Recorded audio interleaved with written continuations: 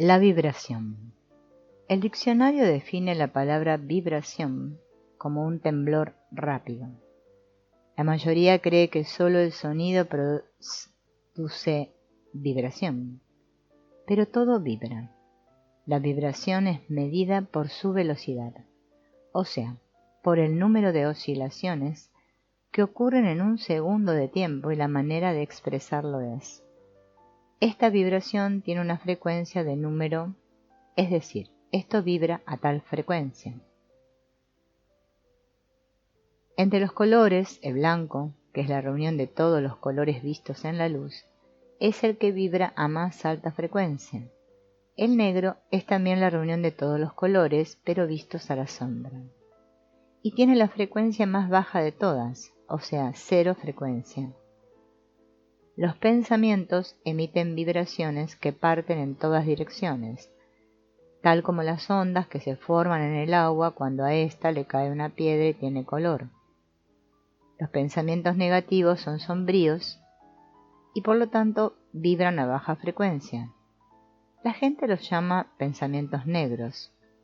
Los pensamientos positivos son luminosos y a medida que se acercan a la verdad van siendo más y más luminosos hasta que llegan a ser radiantes cuando expresan la verdad absoluta que es Dios. Las altas frecuencias dominan a las bajas frecuencias.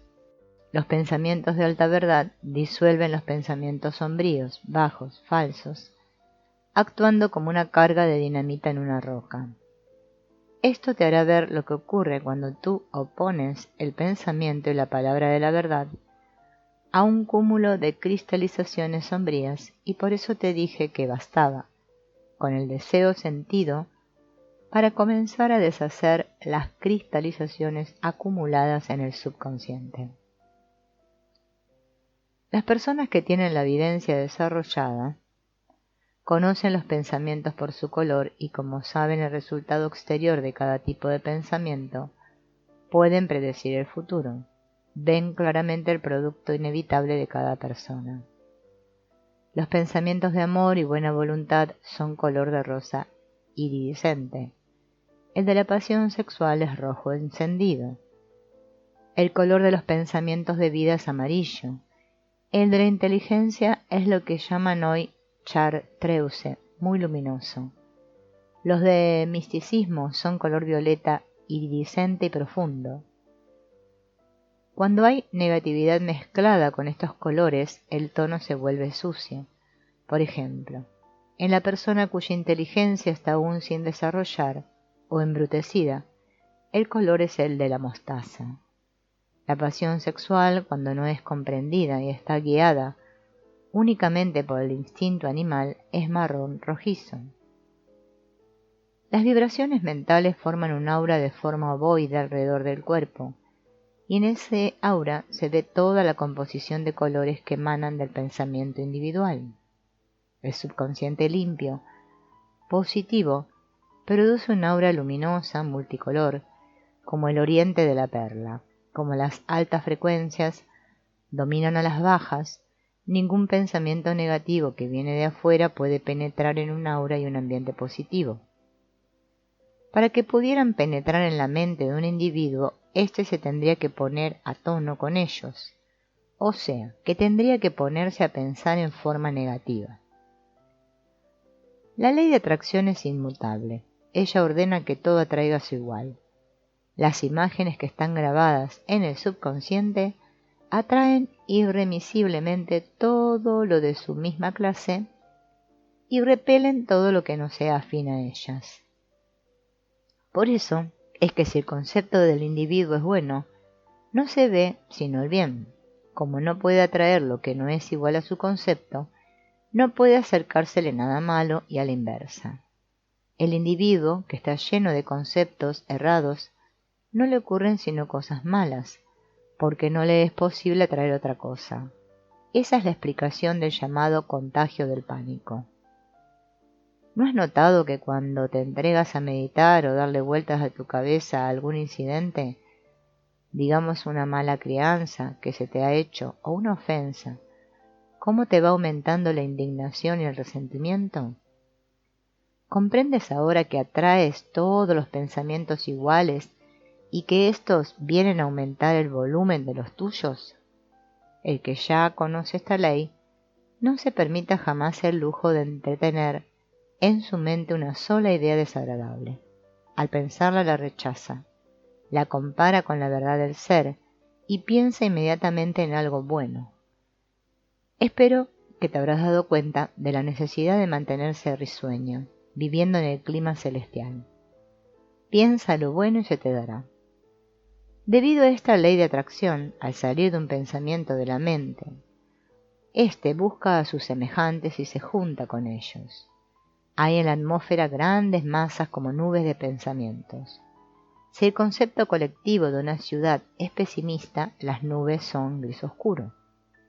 Planean sobre la ciudad, rodean a los habitantes, acuden a donde sean atraídas, mantienen a toda la población en su mismo concepto, y a esto se debe el carácter de las diferentes nacionalidades y razas. ¿No te ha ocurrido entrar en una casa y sentir el ambiente pesado o alegre, golpearte al entrar? ¿Has notado el ambiente mortuorio o triste de un entierro? ¿Has sentido el ánimo oprimido al pasearte por una casa vacía sin comprender el porqué? No hace mucho yo acompañaba a una amiga en la búsqueda de un apartamento. Al entrar en uno de aspecto muy bonito, muy elegante y al parecer muy convincente, ambas tuvimos una sensación muy desagradable y lo comentamos. Al día siguiente fuimos informadas que allí había ocurrido una serie de tragedias. Las personas de mente positiva aligeran el ambiente. Las masas negras huyen lejos para luego regresar cuando ya no está presente quien la perturbe. Si un metafísico entrenado entra en contacto con semejante ambiente, deja un beneficio duradero, porque su sola presencia destruye la oscuridad, de la misma forma como se disipa la noche cuando se enciende una luz. ¿Para dónde se va la oscuridad cuando sale el sol? Para ninguna parte. Se convierte en luz. La persona que ya ha logrado transformar sus conceptos, que ya ha formado el hábito de consultar y conectar todo con el ser divino, tiene el poder de destruir las cristalizaciones ajenas con solo pensar la verdad, frente a los males que en ocurrir en otros. Esta es la explicación de las curas y milagros de Jesús. El mandamiento de amar al prójimo como a uno mismo no significa que estamos obligados a sentir afecto. Perdona a tus enemigos, haz el bien a aquellos que te persiguen y te odian, vuelve la otra mejilla. Todo esto significa que al mirar entrar el mal en otro, debemos pensar en su ser divino y declarar la verdad. Simple, sencillo y fácil. No hay modo más práctico de disolver el resentimiento que tengamos. Muchas veces oímos exclamar: yo perdono, pero no puedo olvidar. Si tú eres de estos, ensaya lo que te he dicho. No tienes necesidad de dirigirte a la persona que te ofende. No tienes para qué mirarla. Será mucho mejor que no la mires porque no podrías apartar el pensamiento de lo que te ha hecho. Simplemente piensa en el ser divino tuyo, ya que es uno mismo en todos. Dirígete a este y al instante sabrás cuál es el tratamiento que debes dar. O sea, que te vendrá a la mente el aspecto de la verdad que debes invocar. Contra el odio y la inarmonía, el amor. Contra la enfermedad y la amenaza de muerte, la vida. Contra la estupidez, la inteligencia. Contra el desorden, el principio. Contra las barreras absurdas, las fronteras arbitrarias, las prohibiciones legales sin lógica, de las cuales te citaré algunas para que vayas aprendiendo a emplear bien la verdad. Inconvenientes de pasaporte, retardos de entregas de documentos, molestias de tránsito, papeleo burocrático, inconsistencias policiales y gubernamentales. Contra todo esto, espíritu. Dios es espíritu. ¿Quién detiene, atrasa, retarda, impide, prohíbe u opone barreras absurdas a Dios? ¿Qué cosa impide pasar al espíritu? Todo esto es la verdad. El pensamiento que se toma a la verdad vibra a la más alta de las frecuencias y ninguna otra frecuencia menor la puede dominar. Solo hay un peligro permitir que se mezcle la impaciencia o la ira con un pensamiento de la verdad. Todo trabajo espiritual tiene que ser hecho con calma. Mi maestro exigía aún más. Recomendaba que todo trabajo espiritual fuera hecho como quien pinta un cuadro sobre una tela de araña. Esto se debe a que las vibraciones del pensamiento espiritual son de tan altísimas frecuencias y de un poder tan grande que hay que manejarlas con gran delicadeza. La vibración es la tercera ley de la creación. El vacío. El vacío no existe. Más que nunca en este siglo se está comprobando. El aire está lleno de átomos y de partículas de polvo. El átomo es mitad espíritu y mitad materia. Materia porque es el comienzo de esta. Espíritu porque es invisible y es energía. El átomo está al borde de la división entre materia y espíritu. La naturaleza no soporta el vacío. Deja un potecito de tierra desatendido y olvidado. Al poco ha brotado en él una espiguita verde. Lo mismo ocurre con un recipiente de agua. No tardará en mostrar minúsculas larvas de vida en agitado movimiento. La naturaleza tampoco soporta el desperdicio. Todo está en proceso de convertirse en algo útil. Todo sirve para algo y para alguien, y todo tiene un sitio propio y exacto. Todo ser humano viene a la tierra con lugar ya dispuesto para él, con una labor que realizar, equipado con un talento especial que lo dispone al trabajo y al puesto que le pertenece. Así como cada huella digital es única en el mundo y en toda la historia de la Tierra, cada individuo es único, su puesto, sitio o lugar es únicamente para él, nadie más puede desempeñar la labor como él. Si el sitio que le corresponde está momentáneamente ocupado por otro, los dos individuos se sentirán defraudados, incómodos y estarán haciendo mal lo que están desempeñando en el momento. La labor que nos corresponde a cada uno, sea en el comercio, en las artes, en las letras, en la religión, en el gobierno o en la agricultura, es muy fácil determinarla. Cada uno está capacitado para conocer su lugar único. Está en aquello que más le gusta hacer en el mundo, aquello que no parece trabajo, que cuando uno lo está haciendo se olvida de todo y considerará absurdo que le pagaran por hacerlo cuando se está divirtiendo tanto. Está de acuerdo con la segunda ley de la creación, o sea, el principio de correspondencia. Si eres un desajustado, busca en ti lo único que te gusta hacer. Declara que tu lugar te está esperando. Reúnete con personas de tu misma afinidad. Dirígete hacia el lugar que más te guste y pide luz a tu ser divino para que te indique dónde debes encontrarlo. Lo mismo debes hacer cuando veas a alguien sin trabajo o sin propósito en la vida. Declara la verdad por él. El desempleo es un concepto errado. La inarmonía es producto del desajuste. El vacío no existe, el desorden no existe, ni el desperdicio. Este es un universo basado en el orden y la armonía entre todas sus partes. Cuando hace falta algo, desde un tornillo hasta un marido, desde un cuchillo hasta una suma de dinero, desde un lugar para estacionar el carro hasta una cocinera buena y honrada, lo que sea, declara la verdad. La naturaleza detesta el vacío, el desajuste y la inarmonía. Verás aparecer el complemento de alguna manera. A quien le falta lo que a ti te sobra. Siempre lo encontrarás. A alguien le sobra lo que a ti te hace falta. La oferta y la demanda es la parte de la cuarta ley de la creación, que es el principio del ritmo. Un joven me consultó en este mismo sentido. Perdía todas las colocaciones y se encontraba desajustado en todas partes. No sirvo para nada, todo lo va mal, me dijo. ¿Qué es lo que más te gusta hacer?, le pregunté. Nada, me contestó, me gusta no hacer nada. ¿Y por qué pierdes todas las colocaciones? Porque me aburren y me pongo a conversar con mis compañeros de trabajo, los distraigo y pierden el tiempo de la empresa. Entonces tus compañeros de trabajo encuentran que lo que les conversas vale la pena escucharlo. Bueno, sí, ellos también se olvidan del tiempo y del trabajo. Bien, no busquemos más. Si lo que tú hablas o la manera de exponerlo ejerce tal magnetismo, estás mandando a hacer un puesto en relaciones públicas. Búscalo hasta que lo encuentres. Te está esperando. Así lo hizo. Cuando lo volví a ver irradiaba plenitud. A esta verdad se refería Jesús cuando dijo: mirad las aves del cielo, como ellas no siembran ni ciegan, ni recogen en graneros, y vuestro Padre Celestial las alimenta. Considerad los lirios del campo como crecen, no trabajan ni hilan, mas yo os digo que ni aun Salomón en toda su gloria fue vestido como uno de ellos.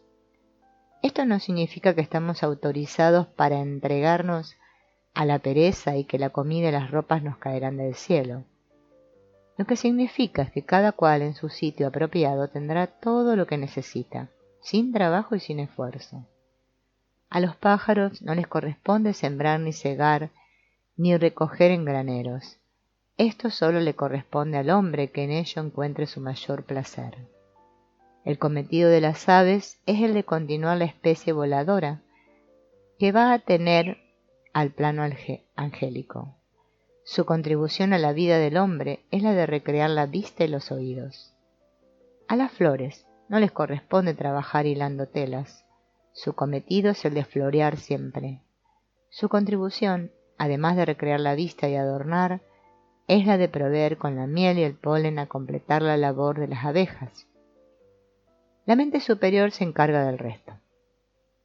Así nosotros, cada uno en su sitio natural, estamos ajustados, somos felices y rendimos la utilidad que se desprende. La mente superior completa la ley. El derecho de conciencia. Hemos vivido centenares de vidas anteriores a la que ahora estamos viviendo. Fuimos un átomo, fuimos una gota de agua, un vegetal, mineral, animal y hombre. En nuestra etapa humana hemos sido hombre o mujer muchas veces. Hemos pertenecido a todos los niveles sociales y en cada uno de esos niveles hemos aprendido las lecciones propias del nivel. Si hoy somos personas que vivimos rodeados de las ventajas, comodidades y adelantos modernos, es porque lo hemos merecido en nuestra trayectoria. Cada objeto que poseemos por herencia, por compra o por regalo, lo tenemos ahora, porque en alguna vida anterior aprendimos a usarlo y nos habituamos a él. La imagen de ese objeto es ya un reflejo en nuestro subconsciente, y a menos que nosotros mismos la disolvamos, el objeto lo tendremos siempre con nosotros, ese u otro igual. Este derecho adquirido se llama, en el lenguaje metafísico, el derecho de conciencia. Significa que no es posible poder jamás, ni es posible que se nos pueda robar un objeto cualquiera, ni una joya, ni un dinero, absolutamente nada. ¿Cómo se puede perder ni ser robada una imagen que está grabada en nuestro subconsciente? No es posible. Es parte de la cuarta ley de la creación.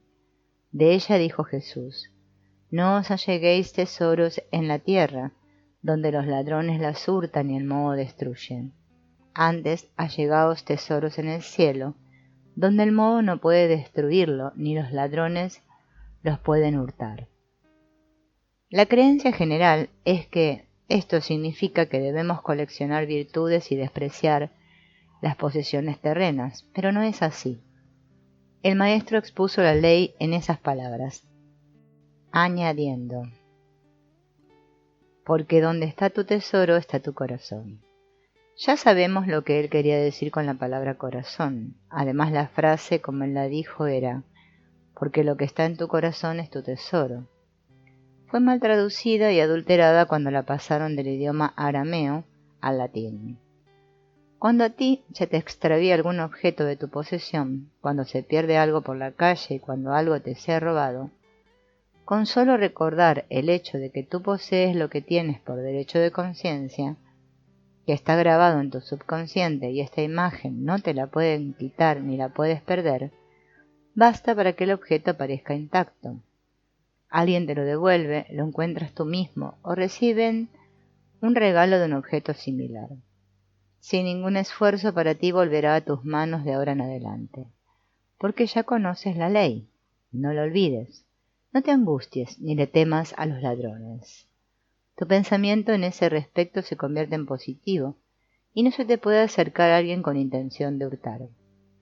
Te recomiendo hacer la prueba la próxima vez que extravíes algo. Declara: nada que es mío por derecho de conciencia puede perderse o ser robado. Luego, da las gracias por el inmenso don que se nos ha conferido en una ley tan sabia. Cuando el objeto vuelva a tus manos, lo cual no tardará en suceder, vuelve a dar las gracias. Mi maestro decía que el que conoce la ley del derecho de conciencia y la practica hasta formar de ella su concepto, puede dejar en medio de una calle transitada un billete de alta denominación y nadie lograría verlo. Al día siguiente lo volvería a encontrar en el mismo sitio. Para lo cual es necesario tener el concepto ya formado y la imagen del temor a los ladrones totalmente disuelta. Yo sé que la primera vez que empleé la ley, únicamente por obediencia y sin tener la convicción sembrada en mí, estaba en New York y dejé mis anteojos olvidados en un taxi. Al llegar a la casa me di cuenta de que los había perdido, y como venía de la clase de metafísica con la lección fresca en la mente, declaré al instante la verdad. Nada que es mío por derecho de conciencia se puede perder. Mis anteojos volverán a mí. Ellos están en el sitio que les corresponde, frente a mis ojos. Pasaron 4 días y me llamaron de la conserjería para que bajara a hablar con un chofer de taxi que me buscaba. «Señora, ¿serán suyos esos anteojos?», me preguntó al verme. «Sí, son los míos. ¿Cómo se le ocurrió a usted que eran míos?». «Mire usted qué cosa tan extraña la que me ha sucedido. Los taxistas tenemos que entregar en la oficina todo objeto olvidado por si lo reclama el cliente que lo dejó. Yo no pude decidirme a entregar estos anteojos. Como en la oficina quedan anotados todos los recorridos que hacemos cada día, yo me impuse la tarea de visitar a cada cliente que conduje ese día. He tenido que hacerlo fuera de horas de trabajo, por supuesto, y por eso me he tardado 4 días hasta encontrarlo a usted. Esto jamás me ha sucedido, unos lentes corrientes». Le di una buena recompensa y se me quedó grabada la ley desde ese momento. Sin mis anteojos no veía claro, no podía escribir. Se interrumpía el ritmo de mi vida. Ese mínimo detalle alteraba el ritmo de una serie de otras cosas que afectaban a terceros. El universo está basado en el orden y la armonía en todas sus partes. Polaridad. No hay un solo deseo tuyo que no puedas realizar. Todo aquello que tú consideras imposible de obtener, aquello que juzgas demasiado bueno para que te ocurra, es precisamente lo que más deseas en el mundo. El deseo está en el fondo de tu corazón. Lo único que no lo deja surgir es el miedo, las dudas y los decretos negativos que haces constantemente. Muy especial, ese decreto es demasiado bueno para que se manifieste. Cambia de polo. Hasta ahora has estado actuando de fijo en el polo negativo. Cámbiate al positivo. Esto lo haces de la manera siguiente. Declara de una vez que tú hayas terminado de utilizar los conceptos de ayer, que hoy eres una persona nueva, distinta, que reclamas tu bien, que lo deseas y estás esperando que comience a manifestarse ahora mismo. Declara que ya no quieres vivir más en el ambiente del mal, sino en el ambiente del bien. Decreta la verdad de que por virtud de tu deseo y tu palabra expresada ahora mismo ya, estás viviendo en el polo positivo, y niégate a aceptar ninguna duda al respecto. Ahora procede de la siguiente manera. Cada vez que expresas un deseo, di: yo deseo tal cosa, en armonía para todo el mundo, y si es voluntad del Padre. Gracias, Padre, porque ya me has oído. De esta manera no podemos causarle ningún inconveniente a alguien. Como nuestras vidas están tan entrelazadas, el bien tuyo podría constituir el mal de otro. Vamos a poner un ejemplo. Tú y otra persona desean un mismo objeto. No hay sino uno solo. Tú, con tus conocimientos superiores, lo obtienes, pero te has perjudicado. Como en la verdad no existe semejante situación, tú, al desearlo en armonía para todo el mundo, y si es la voluntad del Padre, obtendrás lo que deseas, otro idéntico o mejor. Serás guiado al lugar donde se encuentre, y así nadie sufrirá un perjuicio. No te antojes jamás de algo que otro posee. No es necesario despojar a nadie para satisfacer nuestros deseos. Todo lo que puedas anhelar ya existe en tu propio caudal. Reclama tu propio bien. Muchas veces nos empeñamos en lograr algo y luego nos arrepentimos de haberlo obtenido. Esto se debe a que lo que hemos deseado obedecía a un mero capricho. Por eso siempre se debe desear o pedir de acuerdo con la voluntad del Padre. Así estamos seguros de que lo que manifestamos es lo que nos va a satisfacer. La bendición. Haz la prueba tú mismo ensayando lo siguiente.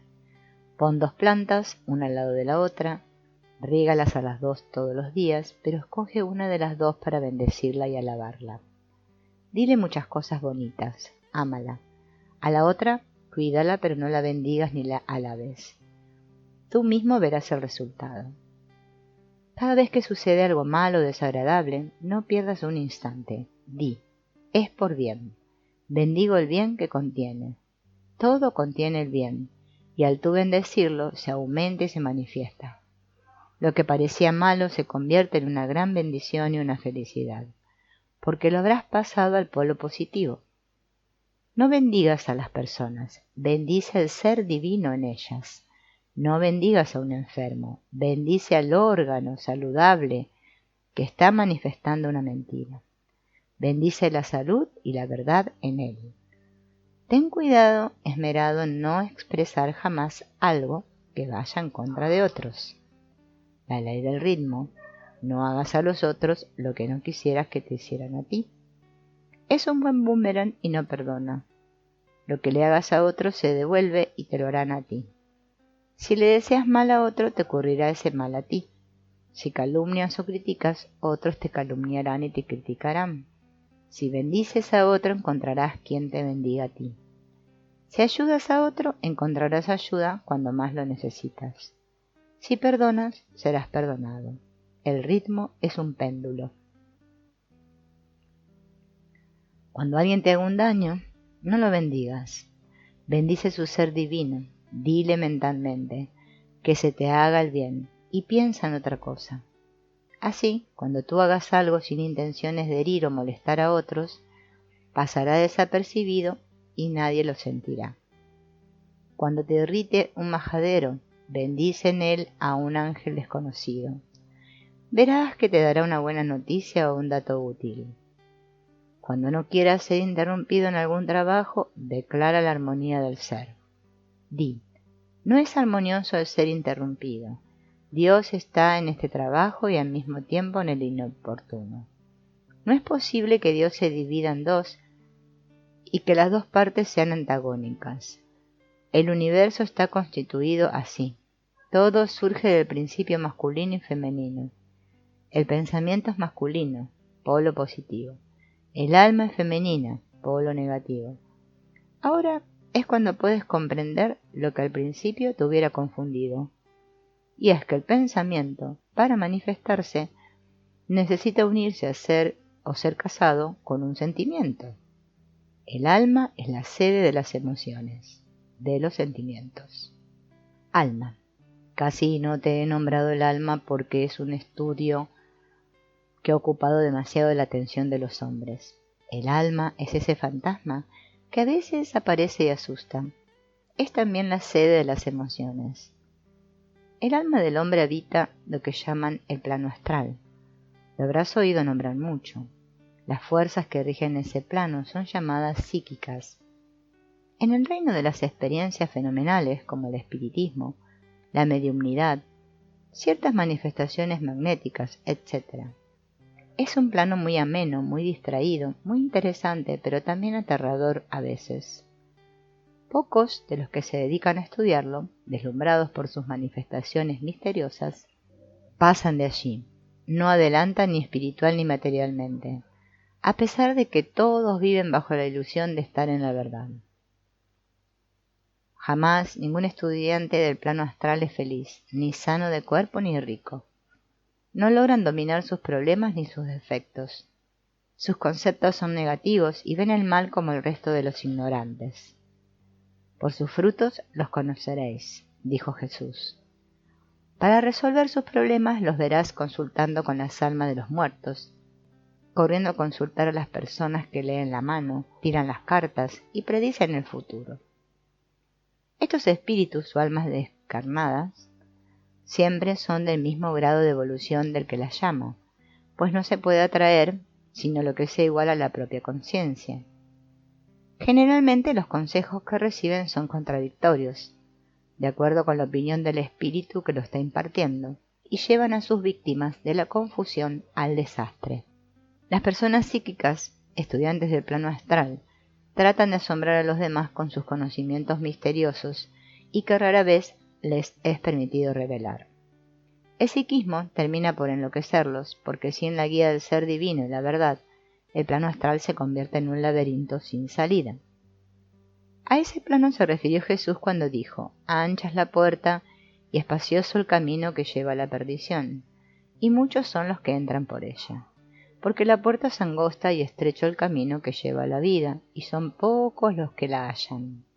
La puerta angosta, que sin embargo se abre a la amplitud de la vida, mira hacia el ser divino, pues mirando al bien se produce el bien.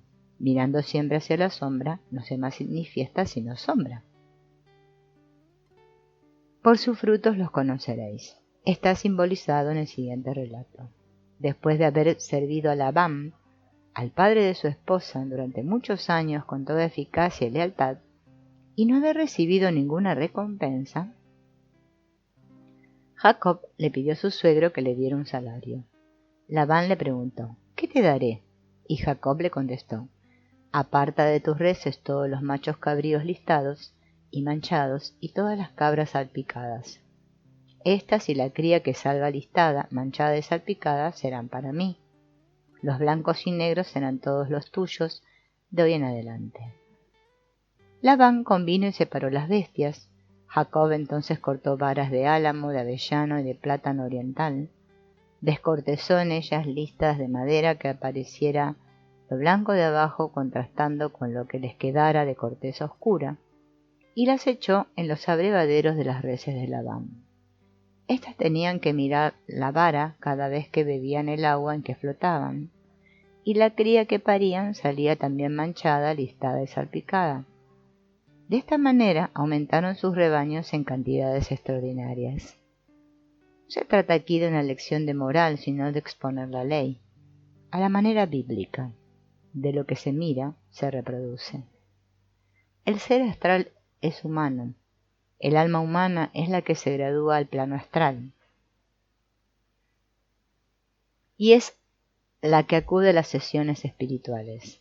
Conserva aún sus conceptos intactos y no sabe ver ni juzgar otra forma, sino de acuerdo con lo que ve. Tú que estás buscando la luz y que tal vez eres miembro de alguna secta u orden, de las que se llaman espirituales, observa el fruto de tus maestros y dirigentes. Padecen de enfermedades y achaques, mueren tuberculosos o de cáncer, viven de limosnas o exigen contribuciones determinadas o condenan el dinero. A menudo sufren de la calumnia y la persecución. Por sus frutos los conoceréis. Ignoran por completo el significado de las leyes básicas. Sus conceptos son tan errados como los tuyos. ¿Qué te pueden enseñar? ¿Ostentan títulos altisonantes de suprema autoridad? Jesús dijo: no llaméis a nadie Padre, pues uno solo es tu Padre que está en el cielo. Llevan vestimentas impropias de la época en que vivimos. ¿Están viviendo aún en el pasado remoto? En la era precristiana, cuando la moda en los hombres era la bata y el manto. Sus ideas están en esa era. No han avanzado un paso. ¿Restringen la libertad de acción de sus discípulos? ¿Prescriben unos alimentos o imponen otros? Ignoran hasta las enseñanzas del que dicen seguir. No es lo que entra por la boca lo que contamina al hombre, sino lo que sale por su boca. no tienen nociones de ciencia alguna. ¿Qué clase de maestro es el que ignora el principio de vibración? El más conocido y popular de los iluminados de la antigüedad dijo esta tercera ley, que fue Hermes. Por sus frutos los conoceréis significa que por sus problemas, sus achaques, su pobreza, o sea su manifestación, podrás juzgar cuáles son sus conceptos. Sus libros y textos subrayan el castigo, la amenaza, el peligro. Inspiran angustia y temor. El capítulo 23 de Mateo transcribe las palabras de Jesús tocante a esos individuos. Los llama falsos profetas que vienen a vosotros vestidos de ovejas, mas por dentro son lobos rapaces. Y repite, por sus frutos los conoceréis. No se cogen uvas de los espinos ni higos de los abrojos. Hay sectas que irradian bondad y amor al prójimo. Su intención y buena voluntad son inmejorables, pero muestran una crasa ignorancia de los principios básicos de la creación. Algunas no comen carne, alegando que la carne animal ensucia al hombre con sus vibraciones impuras. No tienen conocimiento alguno de la naturaleza de estas vibraciones y sus frecuencias. Ya tú sabes que el pensamiento puro no puede recibir al impuro, y lo que es más, lo neutraliza o lo transforma, como la luz a la sombra. Una de las pocas maneras que tiene el animal para adelantar rápidamente en su evolución es la de servir al hombre. Cuando la oportunidad de servir se le presenta a un animal, el espíritu que rige a toda su especie se estremece de dicha, porque al avanzar un ejemplar del grupo, avanzan todos los que vienen atrás hacia el plano humano. La naturaleza animal del hombre requiere el alimento animal en todos los grados carnívoros. El pez grande se come al chico, hasta que llega el momento en que el hombre es guiado por su ser divino. Para entonces el deseo y la necesidad de comer carne animal desaparece automáticamente. No hay que forzar, no se puede, es contrario al plano universal. Los excesos se normalizan con solo mirar la verdad del ser con mayor frecuencia. Mientras más rudimentaria es la conciencia, más se necesita del sacrificio para adelantar. El hombre que se ve obligado a matar un animal para beneficio de una colectividad, lejos de cometer un crimen, le brinda una mejor oportunidad desde dentro del reino animal. Es la ley de los mundos inferiores. Cuando un hombre da muerte a una bestia feroz que esté amenazando a un pueblo, digamos cuando mata a una serpiente venenosa, que esté arriesgando la vida de unos niños, cuando extermina las plagas que destruyen los árboles frutales o las plantas, cuando extermina las sabandijas que invaden las casas y atormentan a los humanos, no está cometiendo crímenes sino beneficio a todos, humanos y animales. Los animales no tienen conciencia, solo poseen el instinto de reproducción. Las sabandijas, por ejemplo, siguiendo su ley, se propagan demasiado. El hombre tiene el deber de hermano mayor de vigilarlos y controlarlos. Cuando el hombre alcanza la conciencia espiritual, ya no tiene que matar ni atraer ninguna plaga. Mas, para ahuyentarlas de su casa, basta con hablarles y dirigirse al espíritu que rige al grupo. Yo misma he presenciado ese milagro.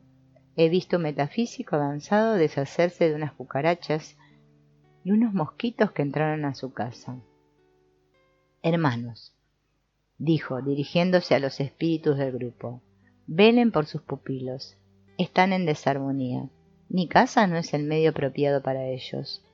Luego, hablándole a los animalitos, dijo, váyanse bichitos. A mis ojos asombrados, vi a las sabandijas detenerse inmóviles un instante como recibiendo onda, y luego salieron despavoridas. Los miembros de las sectas que mencionábamos ignoran todo lo que estás leyendo tú ahora. Se debaten en el plano astral, o mejor dicho, en la fase negativa del plano, porque como todo en la creación, ésta tiene sus dos fases.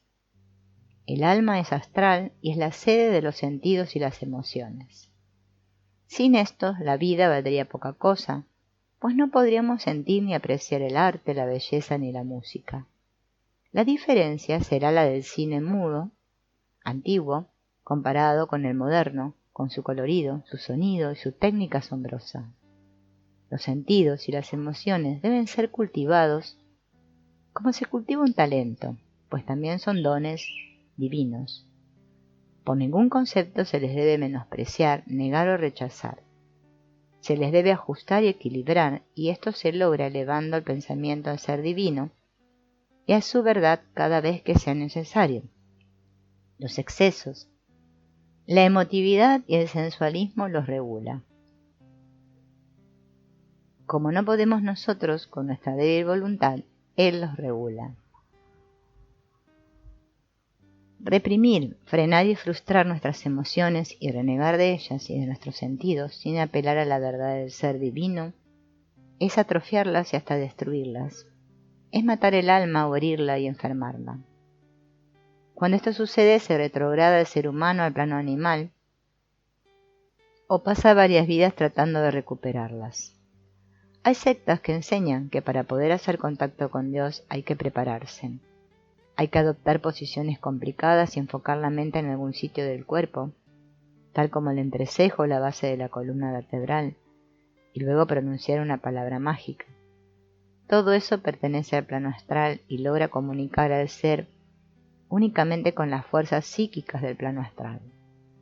Lo que están pensando es en la posición del cuerpo, el entrecejo, la base de la columna. No están pensando en Dios, están haciendo contacto con el ser divino. La Biblia dice que Dios está presente y esto hay que tomarlo en serio, y tal como suena. Dios está en todo, en todas partes. Está presente en ti y en todo lo que te rodea. No es preciso buscarlo como se busca una aguja caída al suelo. El Salmo 46 dice: Callad y sabed que yo soy Dios. Y es todo lo que hay que hacer, saberlo presente, pensarlo. Se contacta a Dios pensando en Él, nada más. Practicando la presencia de Dios es como se llega a verlo, sentirlo y acercarse a Él, tal como practicando en el piano se llega a virtuoso. Los fantasmas y las apariciones que se ven en las casas muy antiguas son los cuerpos astrales de personas que vivieron allí. Desalojados de sus cuerpos físicos, sus mentes continúan viviendo en el pasado y no se pueden desprender de él.